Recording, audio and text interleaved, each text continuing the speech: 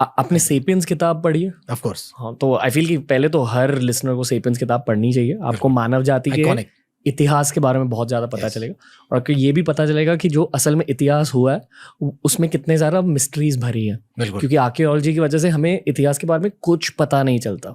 जो चीज़ें हमें सिखाई जाती हैं कि भारत का इतिहास 2500 BC से स्टार्ट, इंडस वैली सिविलाइजेशन, वो सच नहीं है। उसके और 2-3 हज़ार साल पहले से हमारा, शायद उससे भी पहले, उसके पहले हुआ। क्योंकि जैसे कि मैंने इस पॉडकास्ट पर भी बहुत कहा है कि 3000 सालों के बाद प्लास्टिक भी इरोड होने लगता है, प्लास्टिक भी चले जाता है। बिल्कुल। तो जो लोग कह रहे हैं कि द्वारका में शहर है समुद्र के, वो शहर मिले हैं, पर मैंने डाइवर्स से भी बात की है जिन्होंने कहा कि अगर आप उन दीवारों पर हाथ भी लगाओगे तो वो दीवार कुचल जाती है आपके हाथों की प्रेशर की वजह से। तो इतिहास का नेचर ये होता है कि बहुत सारी चीजें खो जाती है।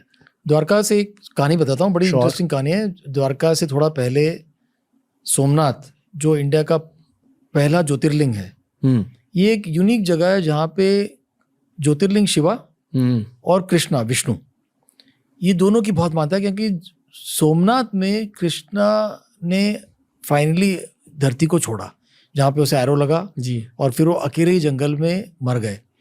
जब उनकी बॉडी को बर्न किया गया तो उनका हार्ट बर्न नहीं हुआ, क्योंकि वो विष्णु थे। और उनका हार्ट जो है वो पानी में समुंदर से जाके पुरी में, जगन्नाथपुरी में मिला। आज की डेट में भी जगन्नाथपुरी में जब वो नीम की लकड़ी के स्टैचूज बने हैं, वो कृष्णा, सुभद्रा, बलराम, ये 3 स्टैचूज हैं, नीम के बने हुए, नीम की लकड़ी के होते हैं। और हर कुछ 7 साल, 10 साल, 12 साल में वो स्टैचूज को लकड़ी के चेंज करते हैं।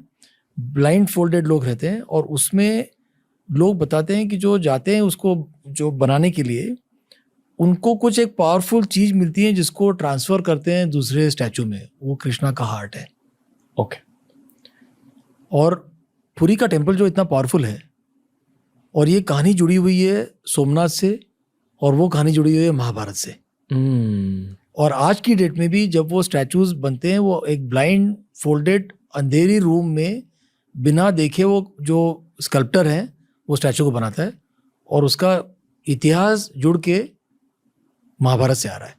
और ज्योतिर्लिंग जो है, जो सोमनाथ टेम्पल जो है, वो रावण ने बनाया था, और रावण के पहले भी किसी ने बनाया था, मून गॉड ने बनाया था। तो ये कहानियां इतनी इंडिया में जुड़ी हुई हैं कि आप उसकी टाइमलाइन बताना ऑलमोस्ट इम्पॉसिबल है।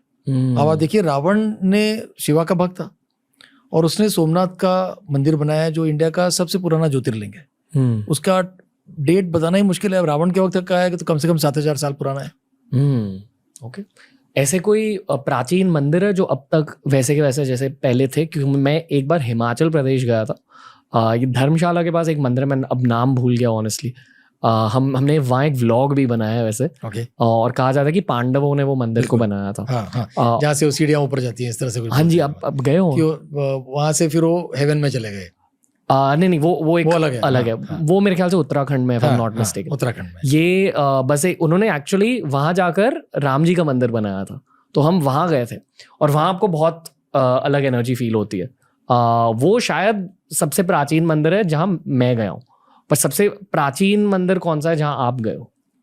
सबसे प्राचीन मंदिर इंडिया में मेरे हिसाब से सोमनाथ का ज्योतिर्लिंग है, जो सबसे पुराना ज्योतिर्लिंग है। और मेरे हिसाब से वो रावण के पहले भी मून गॉड ने बनाया था, इसके लिए उसका नाम सोमनाथ है। ओके। और वो शायद 10-12 हज़ार साल पुराना होगा। आप गए हो? हाँ, सोमनाथ में तो हम बहुत बार गए हैं। कुछ फील होता है, कुछ अलग फील होता है? अनबिलीवेबल। क्या होता है? एक तो जैसे बाद में वहाँ पे आपको एक बोर्ड भी मिलेगा कि वो दिखाते हैं कि सोमनाथ से अगर आप एक डायरेक्ट स्ट्रेट लाइन बनाइए तो सीधे वो साउथ पोल तक जाती है, बीच में कोई भी there is no land in between.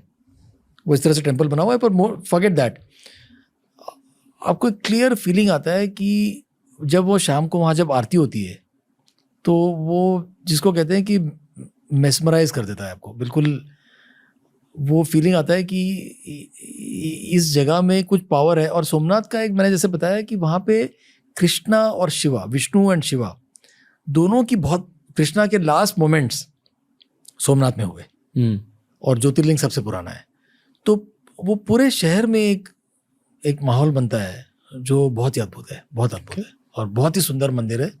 और उसको वल्लभ भाई, थैंक्स टू कन्हैयालाल मुंशी, जिन्होंने जाके देखा कि ये मंदिर टूटा फूटा पड़ा हुआ है, तो उन्होंने 1947 में उन्होंने फिर सरदार वल्लभ भाई पटेल को बोला कि इस मंदिर को हमें बनाना चाहिए।